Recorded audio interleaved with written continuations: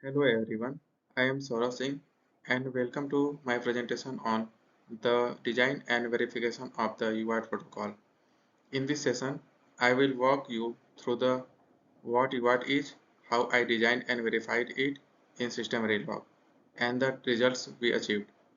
And here's the best part, by the end of this video, you will get the complete design code as well as System-Verilog based Testbench architecture with running code. So in a single video, we will not only learn the concept behind UART, but also see a practical UART project implementation that you can try by yourself. So let's get started. The main goal of this project was to design and verify a full duplex serial communication interface using the standard UART protocol. Here what I focused on. First, understanding how serial communication works in UART.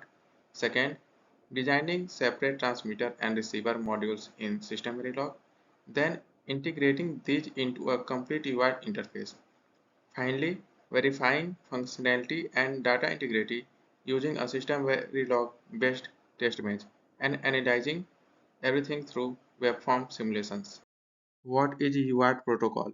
UART, Universal Asynchronous Receiver Transmitter, is a serial communication protocol used to send and receive data between two digital devices. It is asynchronous, meaning no shared clock is used. Instead, both devices operate on independent clocks but follow a common baud rate for synchronization.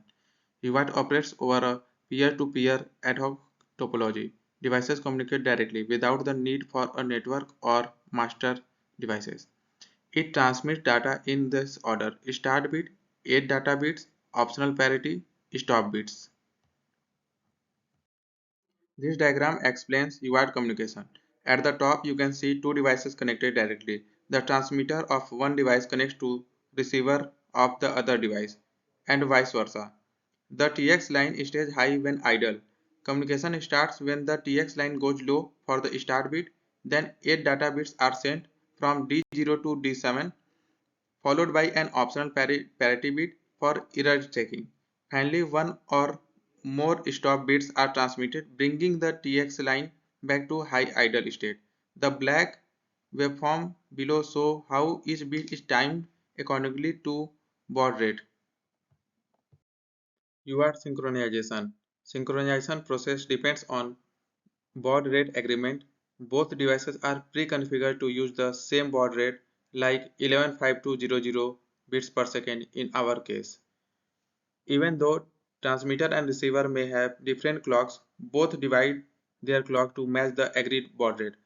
For example, 100 MHz will divide its clock in 868 clock cycles and 50 MHz will divide its clock cycles into 434 clock cycles. Both results in time per bit that is equal to 8.68 microsecond. So even with different system clocks, the data rate remains in synchronization. Second is start bit detection. First, ideal line is high. When transmitter sends a start bit that is low, the receiver detects falling edge. This triggers receiver to align its sampling clock. Third is oversampling for accuracy. RX uses 16x sampling rate for better accuracy. It samples each bit in the middle, that is 8th tick out of 16. This ensures clock detection even with slight clock mismatches. This diagram shows how UART converts data between parallel and serial forms. On the left side, the transmit register takes data in parallel and passes it to a shift register, which converts it into a serial-based stream. This serial data is sent over the TX line.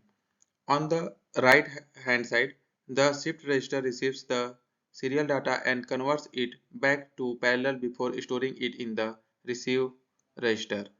A clock generator on both sides ensures proper timing for shifting bits in and out. In this UI transmitter timing and internal variable slide, you can see that I have listed all the parameters used along with their values and explanations. Similarly, in UART receiver timing and internal variable slide, you can see that I have listed all the parameters that are used along with their values and explanations.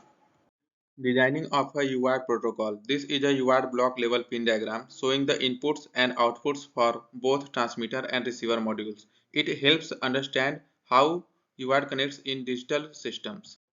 This is the transmitter module of our UART implementation. It starts by waiting in the idle state until the transmit signal goes high. Once triggered, it loads the parallel input data into a shift register.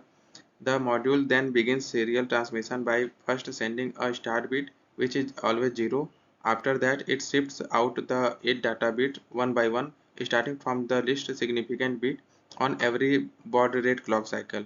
A bit counter keeps track of how many bits have been sent, and after all data bits are transmitted, the transmitter sends a stop bit, which is always 1, indicating the end of the frame.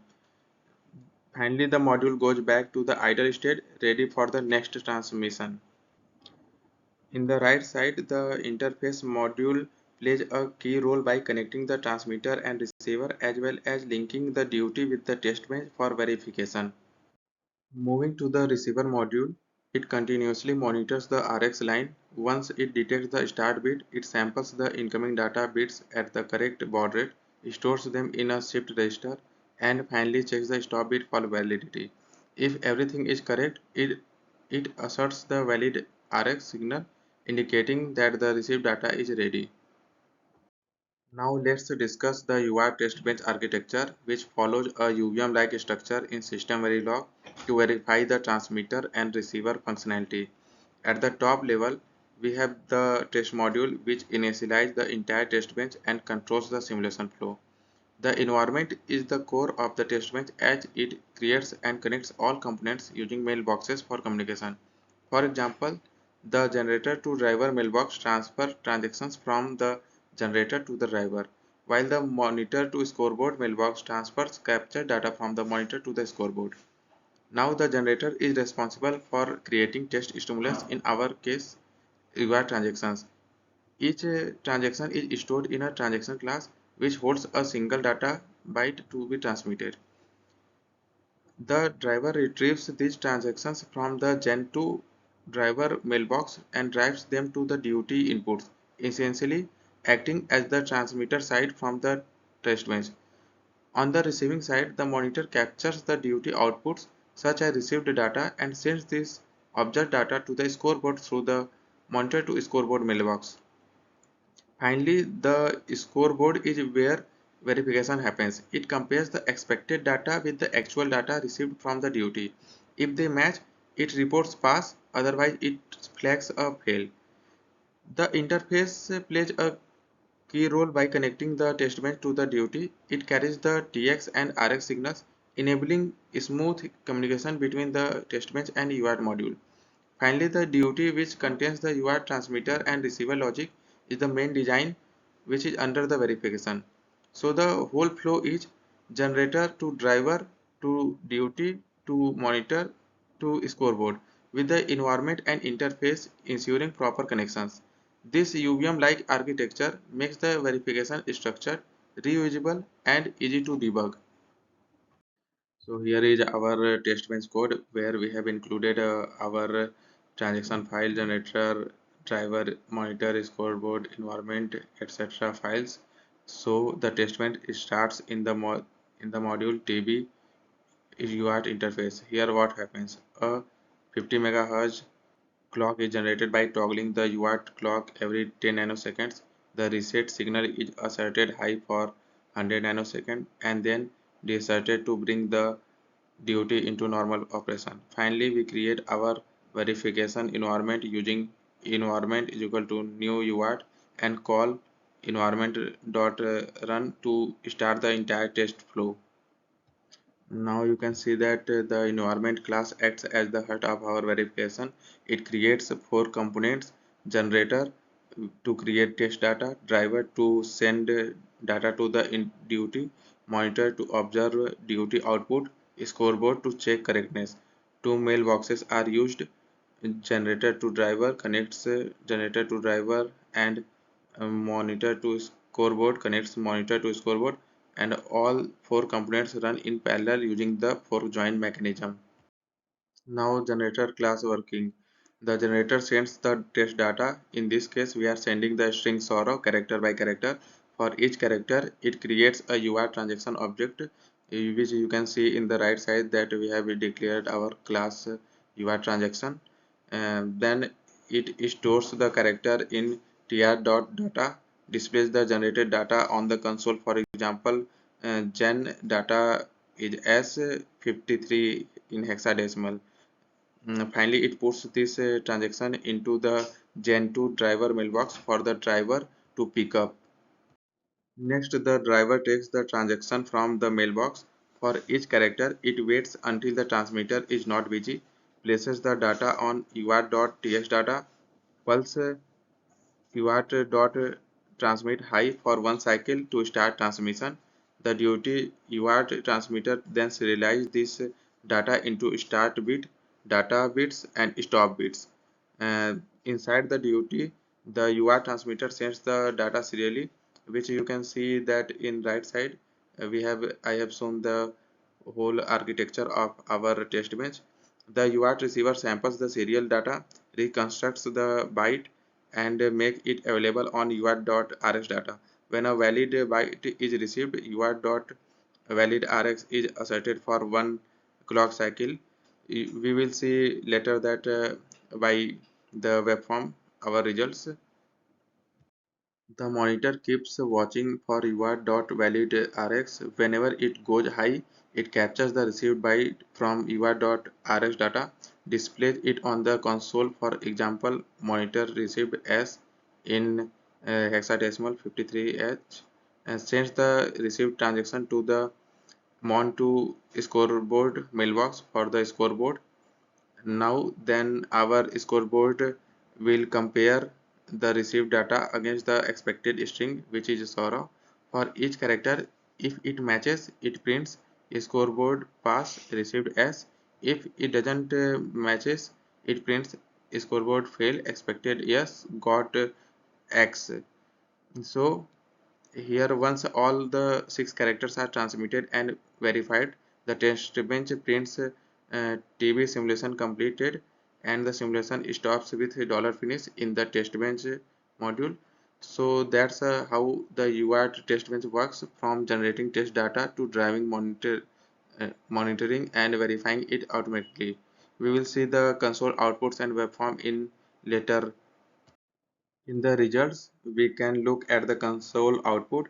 Here the generator is creating data for transmission.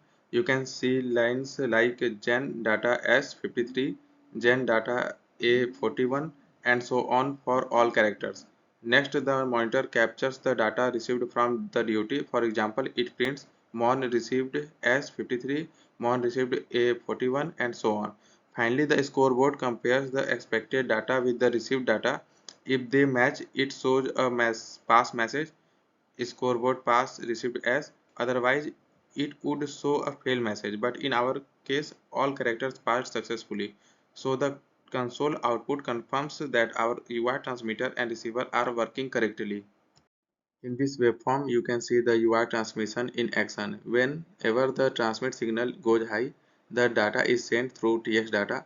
For example, here the value 53 in hexadecimal corresponds to the character as being transmitted, and so on for the all characters. On the receiver side, when valid Rx is high, it indicates that the data has been successfully received, and you can see the same value appearing on Rx data. So this confirms that the transmitted data and the received data matches perfectly.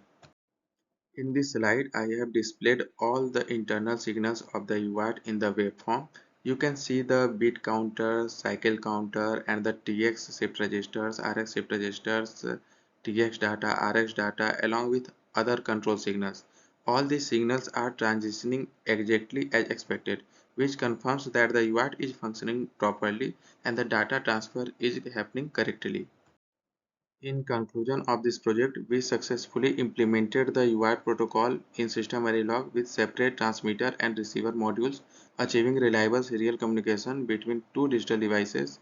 The design was verified using a System-Verilog test bench with mailboxes, console outputs, and waveform analysis on area playground. This project provided practical insight into asynchronous communication and baud rate synchronization, meeting all objectives of designing, simulating, and verifying a working UART system. Thank you for watching. I hope you found this project informative and useful.